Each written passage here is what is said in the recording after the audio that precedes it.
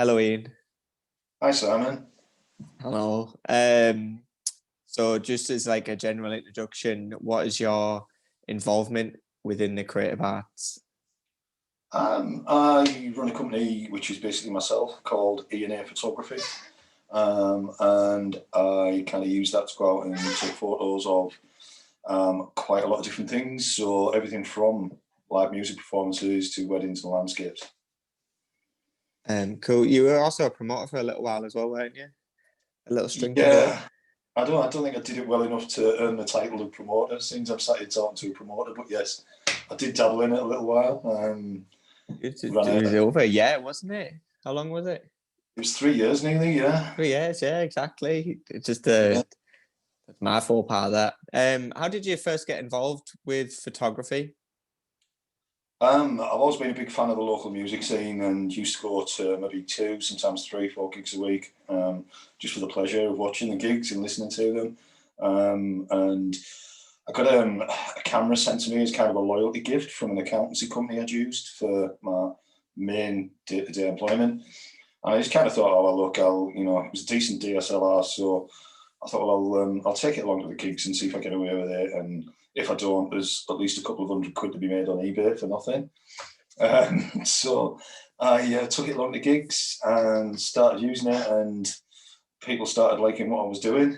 And then from then, kind of got asked to do various music things, such as kind of shooting live gigs, doing promo work with bands and artists, providing images for CD covers and streaming site placeholders and stuff. They just kind of developed from there. So like it's weird there to talk. I was going to talk about learning, but you're self-taught, aren't you?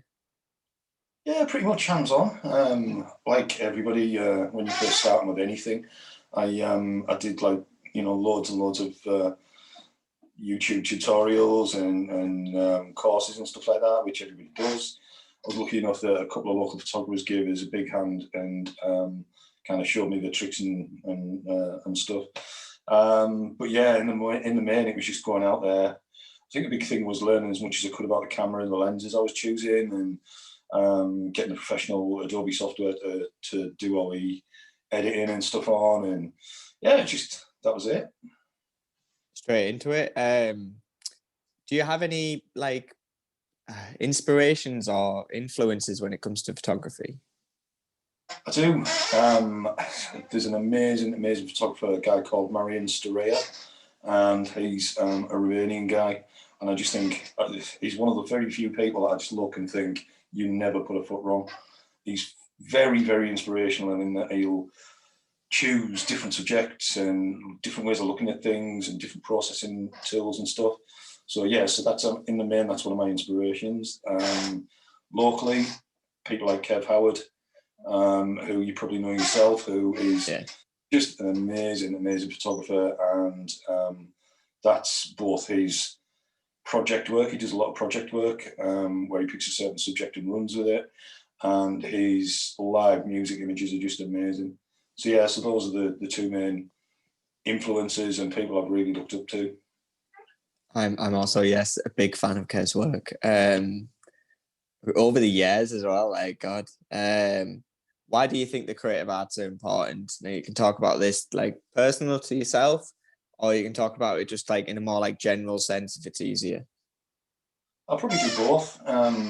Personally, I have quite a high pressure day job, and I think just the same way that in before I got into photography, where just going to gigs and watching performances, listening to music that people are taking ages to write and rehearse and stuff, that was just kind of like a bit of an escape from me, for me.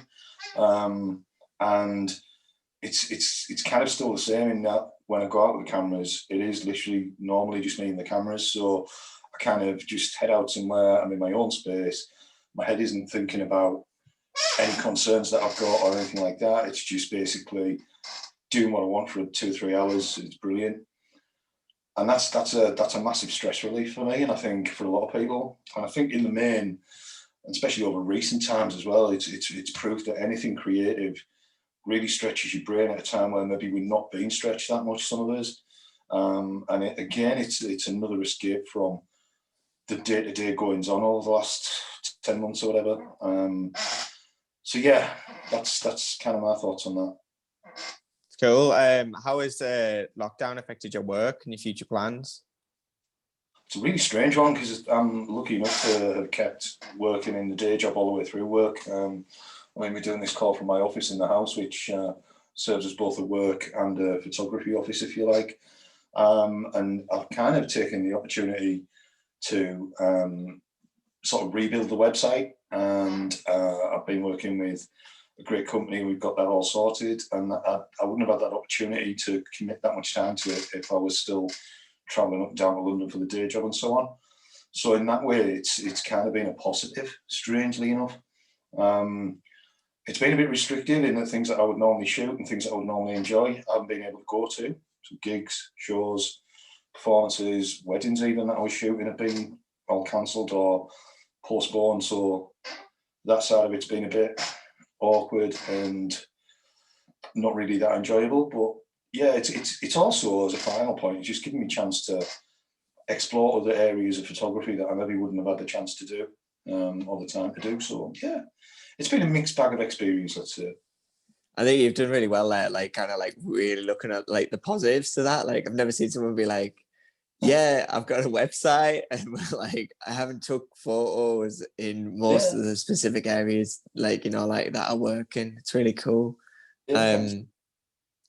No, that's you, Ian. Now it wasn't me. I'm just And trying to thanks see. very much. Oh, I'm just trying to see the positive in stuff, Sam. And it's like, it's so easy to point to the negative in everything, isn't it? And say, oh, poor me, or poor us, or poor them, or whatever. But there are positives through this. I'm sure there are. Not for everybody, but for some people, they will have time they will have had time to spend on other things that maybe without this pandemic, as crazy as it all is, that they maybe wouldn't have had time to do. So, look, there are positives. You just got to kind of look for them. I think it really helps those creatives that need like restrictions in order to sort of create, like, you know, like you need the people that be like confining you to things to be like, oh, this is where I really work. I kind of feel like the people that are from doing this kind of thing, the people that actually have like the I can do anything kind of thing, they don't like that openness of everything. Yeah. It's like really difficult because that's we're kind of going, hey, you've got all this digital stuff, but if you're not into it, you're just stuck and you can't really leave your house. I think as well, it's helped those that are kind of, you mentioned the digital side of it, but I know 2 or 3 people who, for all the opportunity to sell the stuff hasn't been the same, the opportunity to create something physical has been more positive for them. They've had more time to do that. They've had the opportunity to just lock themselves away with whatever materials they use and just create something new. And I've seen great examples of that. That's you work with Lauren, don't you? What's a business called? It's LD Design. LD Design, yeah. I was gonna say like that's like the craft to your sort of work, isn't it? So you don't just work alone on everything. You do have like her that works with you on a few things.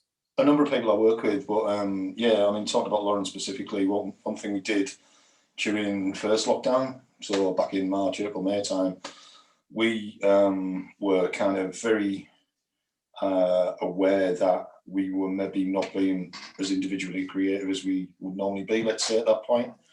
And so we got into, I'd send a shed load of photos and she'd put her imagery on it and turn it from my photo to a bit of her artwork. And that was really enjoyable, something we wouldn't have probably not done otherwise. And also what I did, on the back of that was I set up a little product photography studio. So a lot of the stuff that she's now selling is I've done the product photography for, which is now on her website. So again, that's another opportunity that probably we wouldn't have done otherwise. It's amazing. That's it, Ian. That's we're right on time and everything. Thanks very much for your time. Yeah, you're welcome. Really enjoyed it. It's always nice to speak to you. I'm gonna stop the recording.